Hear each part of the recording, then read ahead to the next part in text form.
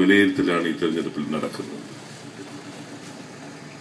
വസ്തുതാപരമായി കാര്യങ്ങൾ പരിശോധിച്ച് വിലയിരുത്തുന്ന, നാടിനെ സ്നേഹിക്കുന്ന, കടുത്ത രാഷ്ട്രീയം രക്തത്തിൽ ഓടുന്നവരൊഴിച്ചാൽ അവരെല്ലാവരും ഐക്യജനാധിപത്യ മുന്നണിക്ക് വോട്ട് ചെയ്യും എന്നുള്ള കാര്യത്തിൽ എനിക്ക് യാതൊരു സംശയവുമില്ല. കാരണം 10 മാസക്കാലമായി അത്ഭുതങ്ങൾ സൃഷ്ടിച്ചു എന്നൊന്നും ഞാൻ പറയുന്നില്ല. ചില അത്ഭുതങ്ങൾ സൃഷ്ടിച്ചു, നിങ്ങൾക്ക് അഭിമാനിക്കാൻ ഒക്കുന്നതാണ്. നമ്മളെല്ലാവരും സ്മാർട്ട് സിറ്റി യാഥാർത്ഥ്യമാക്കാൻ പോകുന്നത്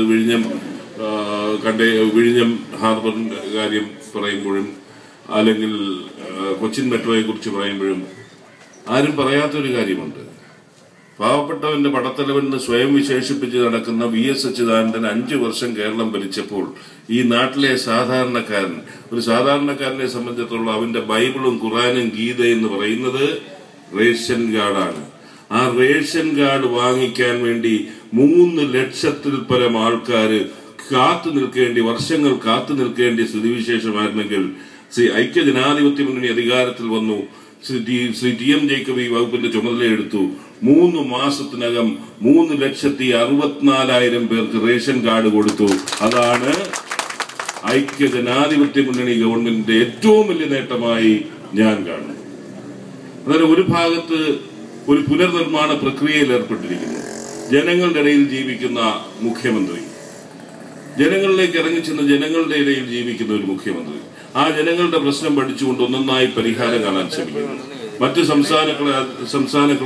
സംസ്ഥാനങ്ങളൊക്കെ അതിവേഗം മുന്നോട്ട് പോയ കാലയളവിൽ നമ്മൾ പകച്ചുന്നതിന്റെ പരിണിത ഫലമായി ഒട്ടനവധി കാര്യങ്ങൾ നമുക്ക് ചെയ്തു തീർക്കാനുണ്ട്.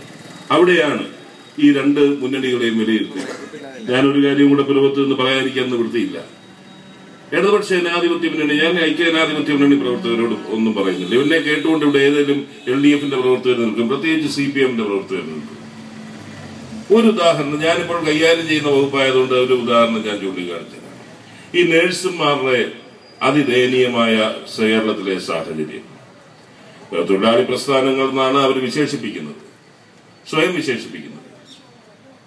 2009 മിനിമം വേജ് പ്രഖ്യാപിച്ചിട്ട് നമ്മൾ ഡിസംബർ മാസത്തിലാണ് നമ്മൾ പരിശോധിച്ചപ്പോൾ കേരളത്തിൽ ആകെ 24 ആശുപത്രിയിൽ മാത്രമേ മിനിമം വേജ് നഴ്സുമാർക്ക് കൊടുക്കുന്നുള്ളൂ. എന്തുകൊണ്ടാണ് ഇവർ നടപ്പിലാക്കാഞ്ഞത്?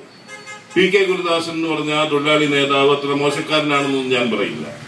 ഗുരുദാസൻ തൊഴിൽ വകുപ്പ് മന്ത്രിയായിരുന്നിട്ട് നടത്താൻ എന്താണെന്ന് പരിശോധിച്ചപ്പോൾ അതിനുള്ള മറുപടി ആർക്കും അറിയാൻ വയ്യാത്തതൊന്നുമില്ല.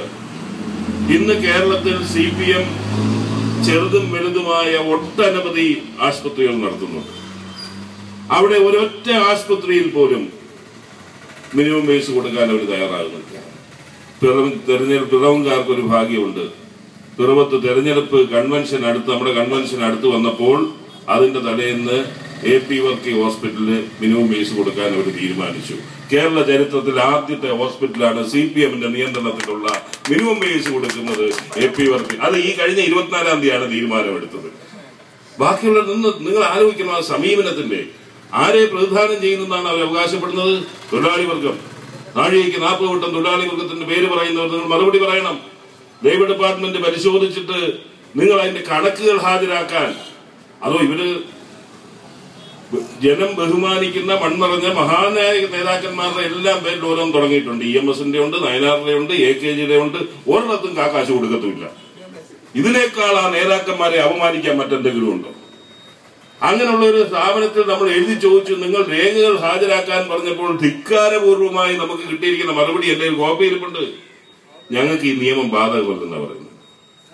ഈ രാജ്യത്ത് നിലനിൽക്കുന്ന മിനിമം വേജസ് എന്ന സെൻട്രൽ ആക്ട് ഞങ്ങൾക്ക് നിയമമല്ല, ഞങ്ങൾക്ക് ഞങ്ങളുടേതായിട്ടുള്ള ലോകം എന്ന് പറയാനുള്ള ധിക്കാരവും ധാർഷ്ട്യവും ഇവർക്കല്ലാതെ മറ്റാർക്കാനുള്ളത്? ഞാനൊരു ഉദാഹരണം ചൂണ്ടിക്കാണിച്ചു എന്ന് മാത്രമേ ഉള്ളൂ. അങ്ങനെ ഇതാണ് പൊതു സമീപനം. എങ്ങനെയും പണം സമ്പാദിക്കുക എന്നുള്ള ഏക ലക്ഷ്യത്തിൽ മുന്നോട്ട് പോകുന്ന ഒരു മുന്നണി. അതിന്റെ അഹങ്കാരത്തിന് കഴിഞ്ഞ തെരഞ്ഞെടുപ്പിൽ തോറ്റെങ്കിലും അല്പം അഹങ്കാരം ബാക്കിയിട്ടുണ്ട്.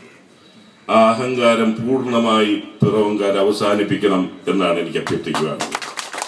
ശ്രീ അനൂപ് ജേക്കബിനെ സംബന്ധിച്ചിടത്തോളം ഒരു ചെറുപ്പക്കാരൻ പിതാവിനോടൊപ്പം തന്നെ നടന്ന് രാഷ്ട്രീയ പ്രവർത്തനം നടത്തിയത് വഴി ഒട്ടനവധി കാര്യങ്ങൾ മണ്ഡലത്തിന് വേണ്ടി ചെയ്യാനുള്ള വ്യഗ്രതയോടുകൂടി പ്രവർത്തിക്കുന്നു. എനിക്കറിയാവുന്നത് കഴിഞ്ഞ കുറെ ദിവസങ്ങളായി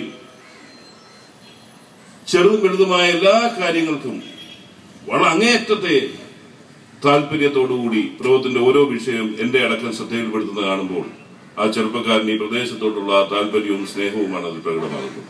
തീർച്ചയായിട്ടും അദ്ദേഹത്തെ വിജയിപ്പിക്കേണ്ട ഉത്തരവാദിത്വം ഈ നാട്ടിലെ ജനങ്ങൾക്കാണ്. TM ജേക്കബ് എന്ന വ്യക്തി കേരള രാഷ്ട്രീയത്തിന് ഒരിക്കലും വിസ്മരിക്കാൻ സാധിക്കാത്ത വ്യക്തിയാണ്. അപൂർവ പ്രതിഭാസങ്ങൾ ഉണ്ടായി. ഒരു ഭരണാധികാരി എന്നുള്ളതിലുപരിയായി ഒരു പാർലമെന്റേറിയൻ ഏതൊക്കെ രംഗങ്ങളിൽ അദ്ദേഹം പ്രവർത്തിച്ചോ അവിടൊക്കെ ആ മികവ് തെളിയിച്ച ആ മഹാരഥനെ സ്മരിച്ചുകൊണ്ട് ഐക്യജനാധിപത്യ മുന്നണിയുടെ പ്രിയങ്കരനായ സ്ഥാനാർത്ഥി ശ്രീ അനൂപ് ജേക്കബിനെ വെളിച്ചം പകരുന്ന ടോർച്ച് അടയാളത്തിൽ എനിക്കത് സന്തോഷമുണ്ട്. എന്നെ വിജയിപ്പിച്ചതും ടോർച്ച് തന്നെയായിരുന്നു. അതുകൊണ്ട് ആ ടോർച്ച് അടയാളത്തിൽ വോട്ട് ചെയ്ത് വിജയിപ്പിക്കണമെന്ന് അഭ്യർത്ഥിച്ചുകൊണ്ട് നിർത്തട്ടെ. നന്ദി, നമസ്കാരം.